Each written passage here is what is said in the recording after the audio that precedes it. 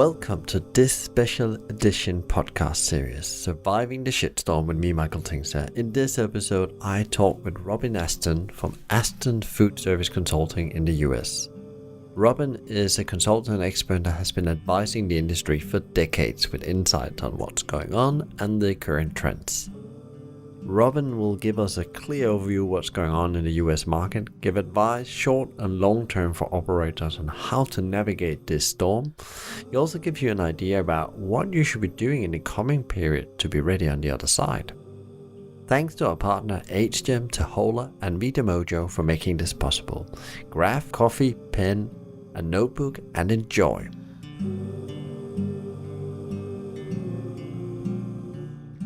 Thank you for joining us today in this special edition podcast episode, Surviving the Shitstorm. And there's no doubt on the 24th of March, 2020, our beloved food and restaurant and hospitality industry has ended in a shitstorm due to the coronavirus. And leaders are still out there trying to get their businesses moving on, some of them just keeping it surviving, some of them dealing with extreme uncertainty and also need to deal with a lot of people redundancies and et cetera, et cetera, et cetera. It's like an ongoing struggle out there. So as we put these podcasts together, we now went to the US on this interview to talk with Robin Ashton, who is expert with more than 40 years of experience in the food and drink and food service industry across the US, but also some great links around to the global market in itself. So welcome to the podcast, Robin. Thank you. Thanks for having me. Robin, for people that don't know who you are, could you just give you like a 30 seconds pitch about who you are, what business you're in, and what kind of background you have in the industry? Sure. The short story is I've run magazines and other media in the food service space since 1978. I worked for Reed for the first 18 years and then started my own magazine, and then a couple of years ago went off on my own. I forecast the equipment side of the business here in the U.S., and I focus primarily on the equipment side, but my readers of my weekly e-newsletter, the Ashton Report, include 14,000 multi-unit operators across all the segments. I also go to all the equipment side of the business, all the dealers and manufacturers and manufacturers reps and design consultants, CFCSI folks and the like. So that's kind of my background. I forecast this business, as I say. I do an annual forecast meeting for the equipment side of the business, and that's what I do. So I guess you have seen every angle of this, what we call it 2-3 weeks of totally, everything have changed. We've gone into maybe one of the darkest hours of, hospitality and restaurant and food service as we know. What is your view on what's going on like right now, and where would you see it's going to go in some time when we get on the other side of this storm? Well, in the U.S. market right now, we're just getting into it. There's a lot of folks sick here already, 34,000 plus or 35,000 plus. But compared to Italy or China, it's still ramping up. What's happening with on the governmental level here is very similar to what's happening in the UK right now. A lot of the jurisdictions, and remember, we're a big federal organization, so states and cities have a lot to do with what happens. But New York, Illinois, where I live, California, most of the West Coast, most of the Midwest, Wisconsin, Ohio, Michigan, have all shut down food service facilities. All the schools are closed, both college and university and primary education, almost everywhere in the country. Healthcare is overwhelmed, just like it is everywhere. It's a tough time to be a food service director in a hospital right now.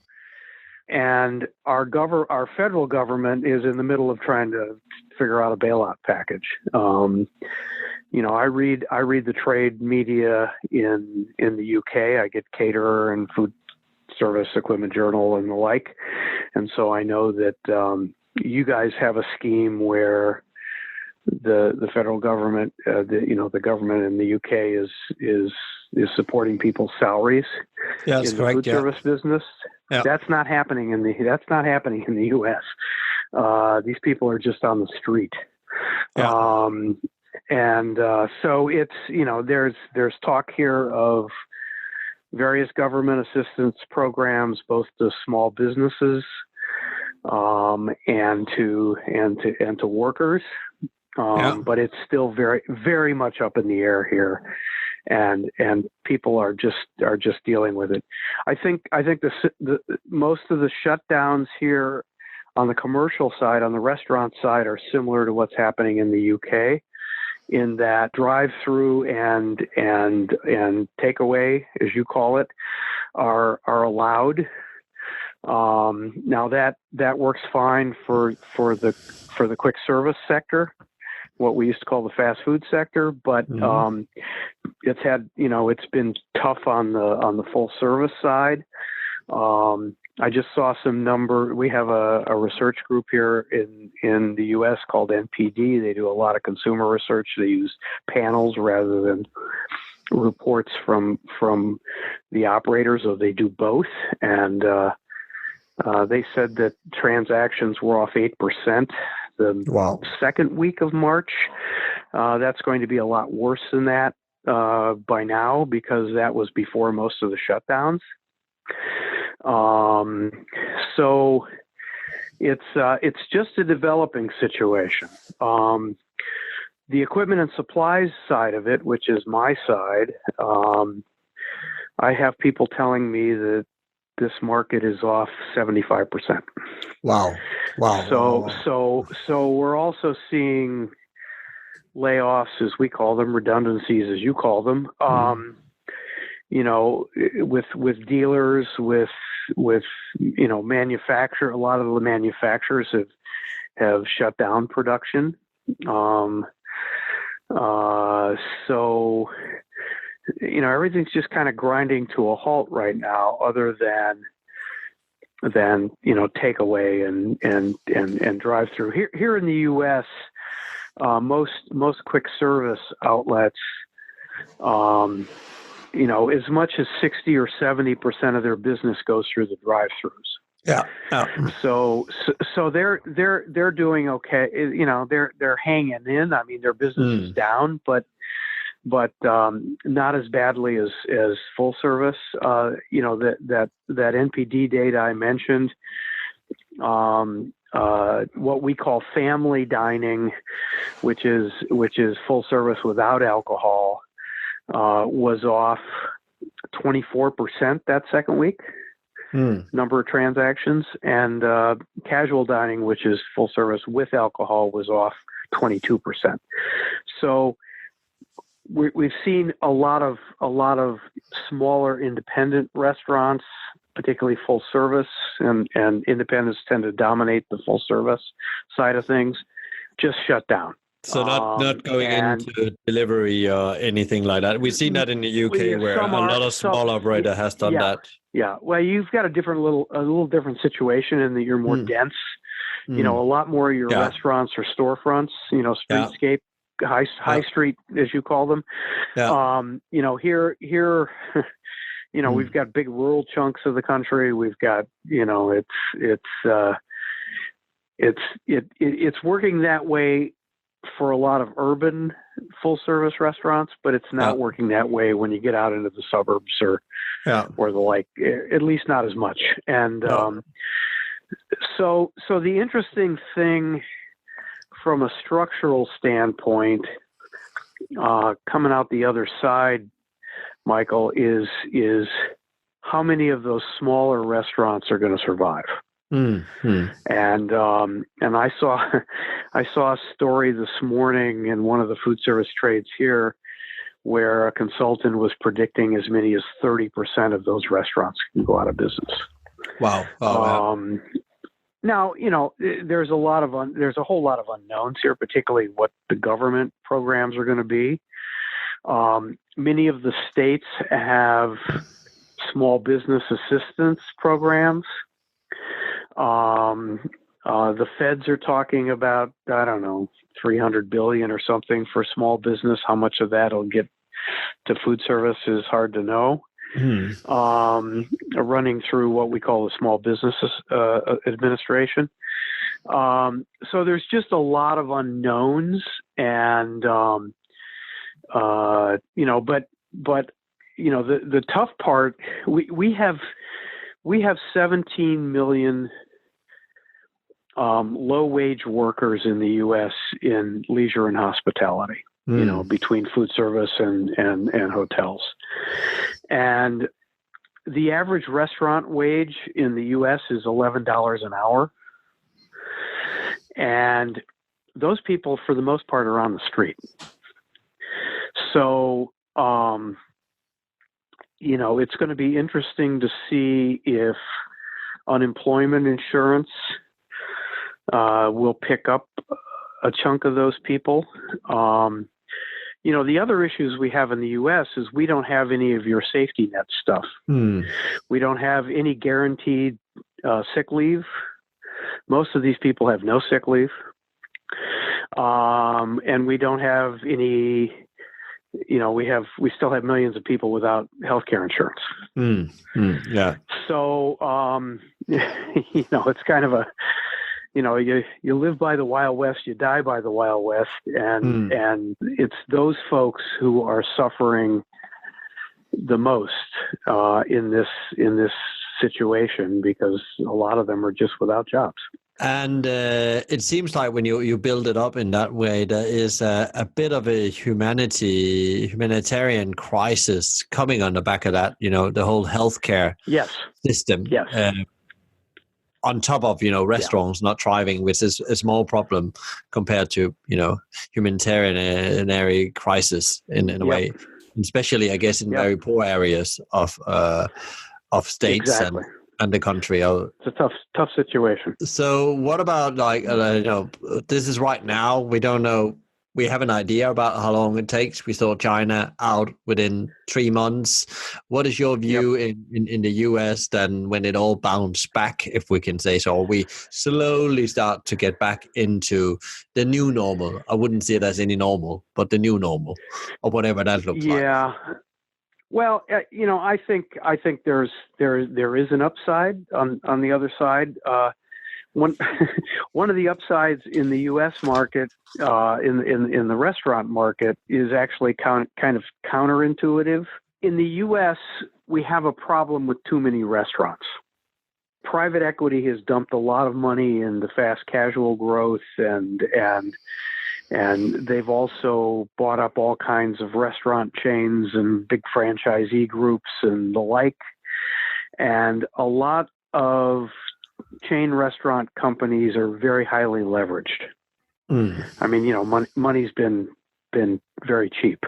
And so you heard my citation of the prediction of 30% restaurant loss here. That seems a bit extreme to me, but we've already seen several chains that were already in receivership, in bankruptcy receivership, just close restaurants. A chain here called Logan's Roadhouse declared Chapter 11 a few weeks ago, and it just closed 240 restaurants. So my point here is that this situation may winnow out some of that chaff, some of the weaker operators who really shouldn't be in business. We've also got a very, this is the most mature food service market in the world. So we have a lot of legacy chains. I don't know if Wimpy still exists in the UK. But we've got a lot of chains that have been around for 40, 50 years that are just kind of hanging on.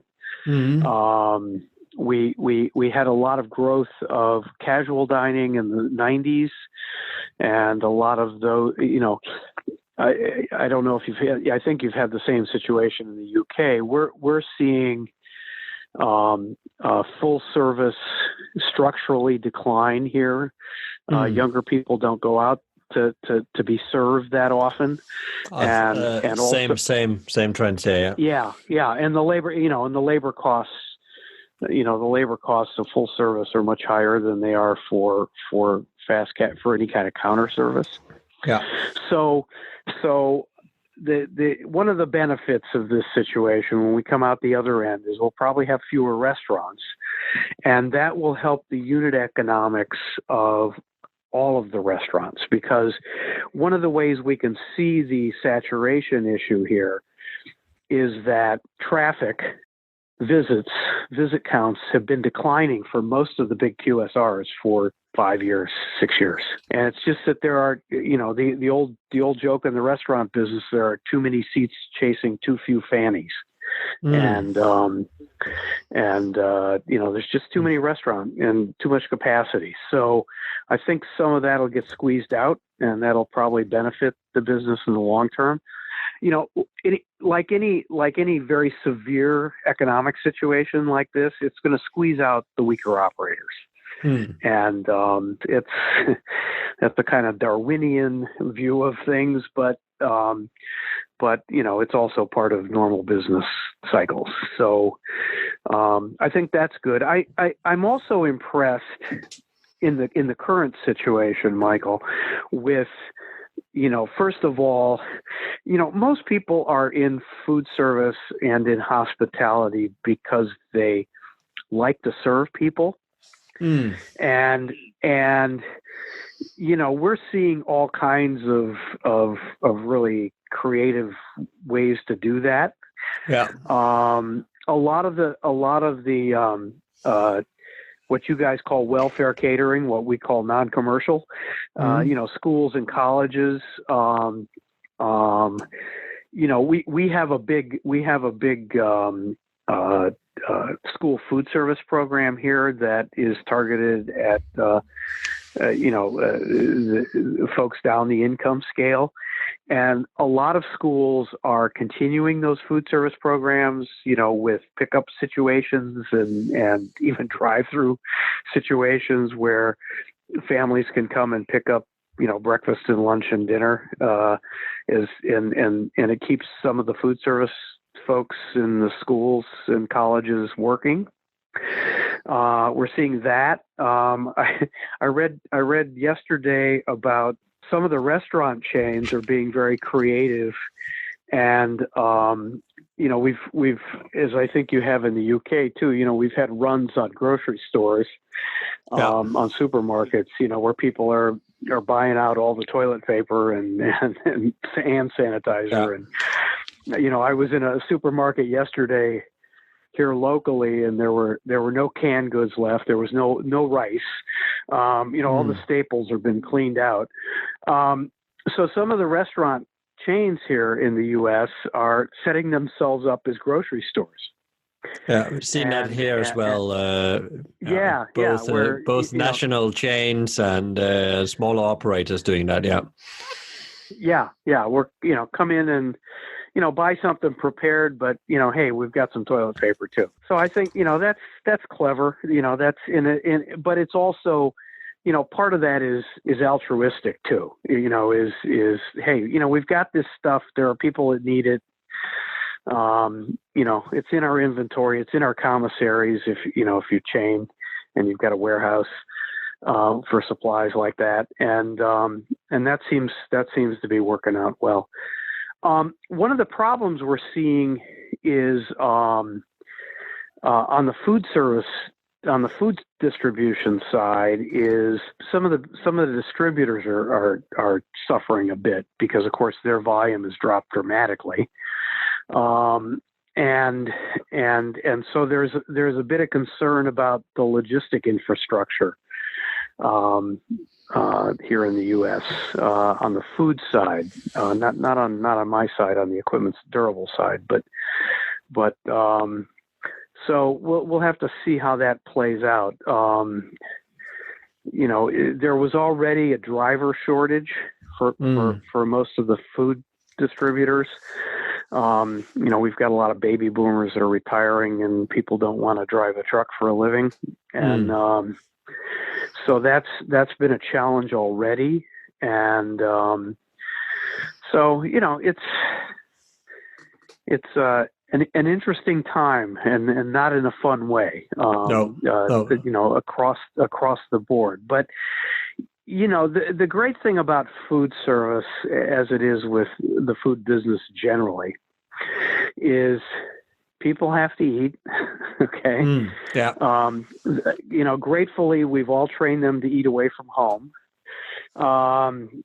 And convenience still rules the roost. And, it's not like when things, stabilize. I don't think they'll ever go back to normal, as you said. Once they stabilize, people will get back in restaurants, and I think there'll be, I and some other folks in the business here were talking yesterday, and there's going to be an explosion of people who are cooped up.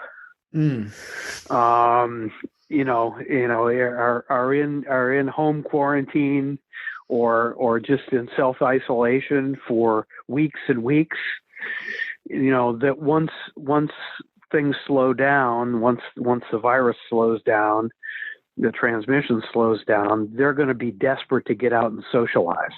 Yeah. So I think there will be a rebound once things calm down, but it's not going to be a lot of fun on the way there. No, that's going to be a bumpy ride. Yeah.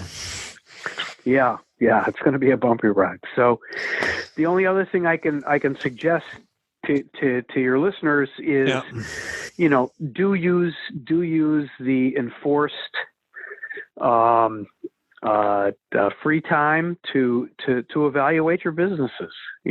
Look at what you can do better. Use it for longer term planning. Look at it. Look at things like your labor needs over the course of the next 5 years, and how you're gonna do that. Look at all your processes. Look at your product mix. Look at your customer mix. People don't spend enough time looking at their customer mix. It's on the durable side, we talk a lot about 80-20 rules. One of the basic rules of any kind of business is 80% of your business is 20% of your customers. Now in food service, it's a little less concentrated than that, but you worked for McDonald's, Michael. That you have what we used to call heavy users. Those 18 to 34-year-old males who go to fast food 5 times a week. Yeah. And you got to cater to those people first, and then figure out how to expand the pie. So those are the kinds of things you can do while you're sitting in the back room trying to figure out what to do because nobody's coming in the door. So spot on. What about is there other things they can do besides strengthen the business from a process systems point of view? Is there time now to do something specific with the business besides looking at your customer mix and the type of customers? Anything that you think that will be a very important thing to be ready for when it picks up again in a way? Well, I think one of the things you have to assume is that a lot of people coming out of this situation are going to be strapped. So,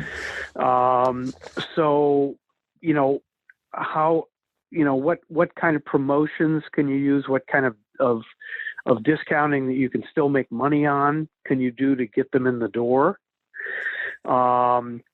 I'd be thinking about back to work specials, kind of like back to school specials. And of course it's going to be highly competitive because, all your competitors are going to be trying to do something similar. So, you might also, if there's a way to identify your best customers, do something specifically for them to make sure they return. I'm just talking off the top of my head here. Yeah.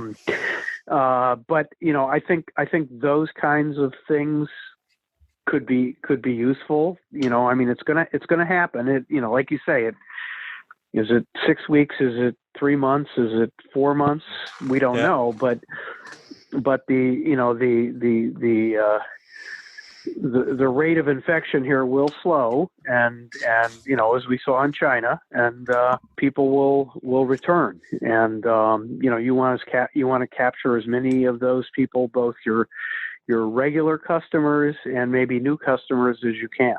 If you were an operator, where would you go for help and support in a way? Because you have your own team and stuff like that. But where can people go and get more, inspiration, both short and long term, to manage this? Because it's all about having the right information often, so you can make the right decision.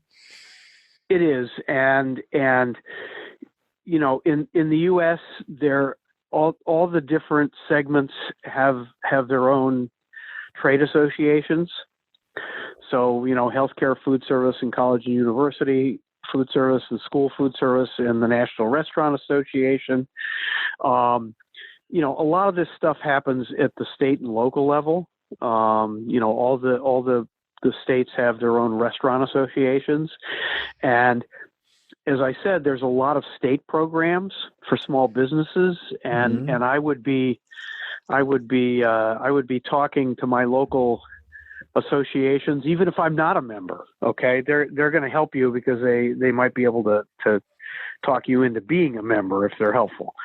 So, there are all kinds of government agencies that you can also call on.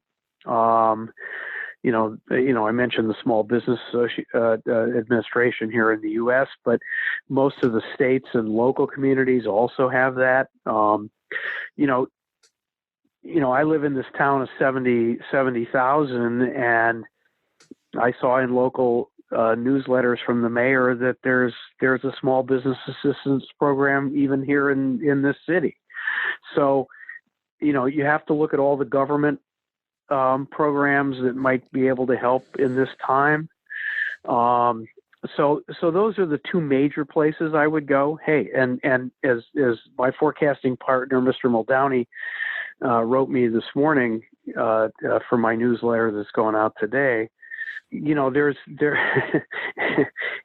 the age of the internet. There's all kinds of information online. It's easier to find things than it's ever been, and you just have to do the research. So I would connect with everybody you can, and I would also connect to your competitors locally. There are things you guys can do together. Yeah.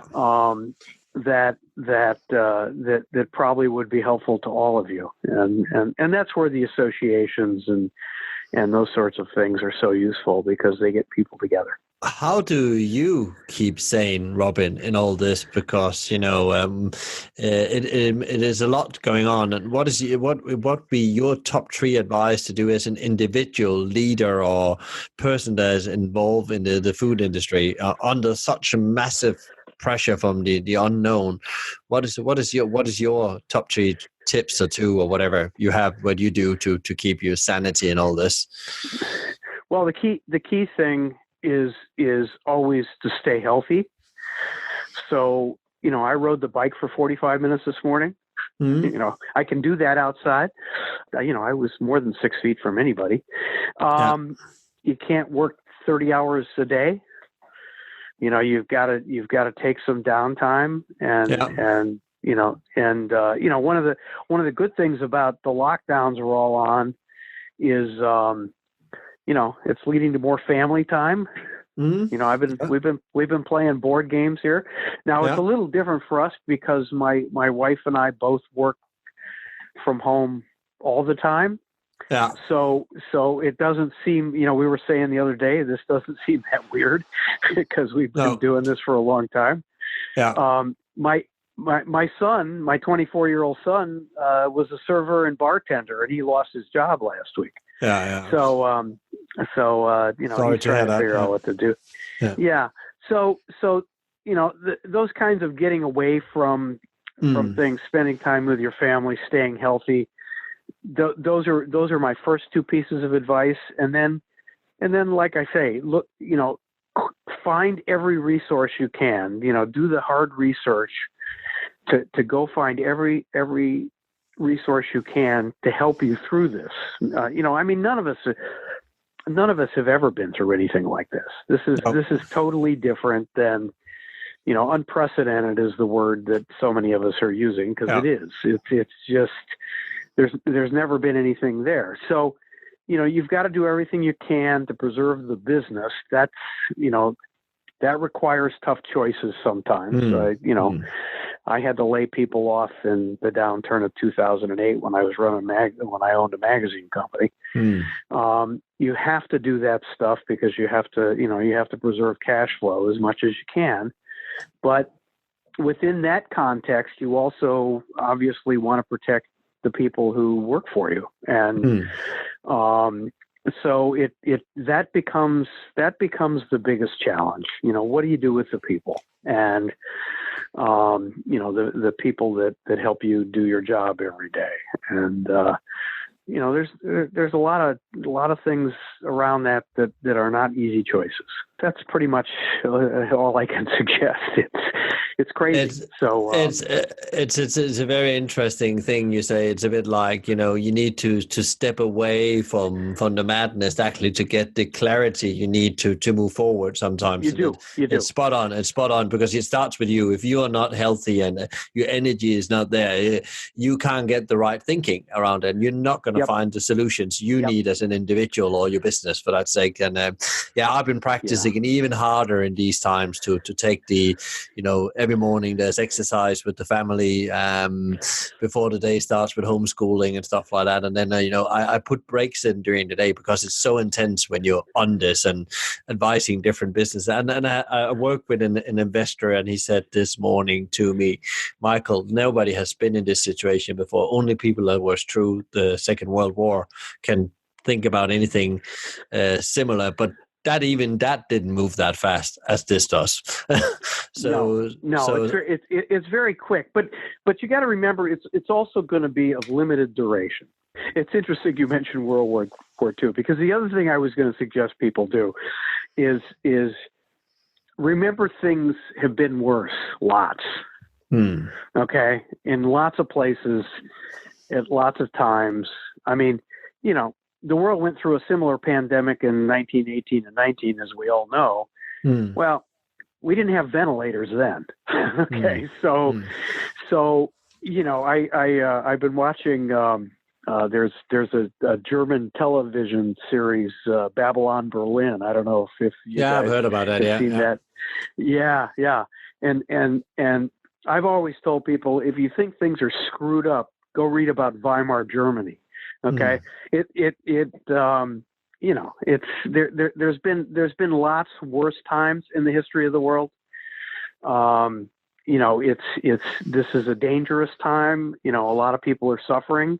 But compared to war, the famines of the past, the plagues of the past, we're in much better shape than we used to be. And you got to keep all that stuff in context. So, I'm eating regularly and living indoors, so it's a lot of other, billions of other people are too. So, take care of each other as much as you can, and we'll get through this. Robin, great advice and a great perspective, because we all need to see a bit of hope. Where can people find more information about you, Robin, if they would like to look into what you're up to and what you're doing? My website, The Ashton Report, all run on .com. You can subscribe to my weekly newsletter. Anybody can subscribe. There's no qualification for it. And the newsletter just kind of curates what's going on in the U.S. market, and then I comment on it, mostly from the perspective of the equipment and supplies business. So that's who my core people are. So. Good. I will put that in the show notes as well to you guys out there. So if you want to go and find it afterwards, it will be there. Thank you, Robin, for your time and your great thinking. I wish you and your loved ones all the energy and power to navigate through the coming period. And thank you for coming on the podcast today. Thanks for having me. Really appreciate it. You be well too. Thank you, Robin, for your great insights and thoughts, especially how to prepare for the new future. Remember, if you'd like to check out more about Robin, please visit theashtonreport.com. Please share this podcast with other industry people so they can get this great insight and advice. If you like more of this, please subscribe to one of our channels. More to come very soon. If you have not signed up to the newsletter, go to experience101.live and sign up today. Thanks to our partner HGEM, Tahola and Vita Mojo for supporting us get this out to more movers, shakers and Mavericks. Together we can overcome this. Thanks for listening and be kind out there. We need more help, call the whole town. Now let's try and get this thing off the ground.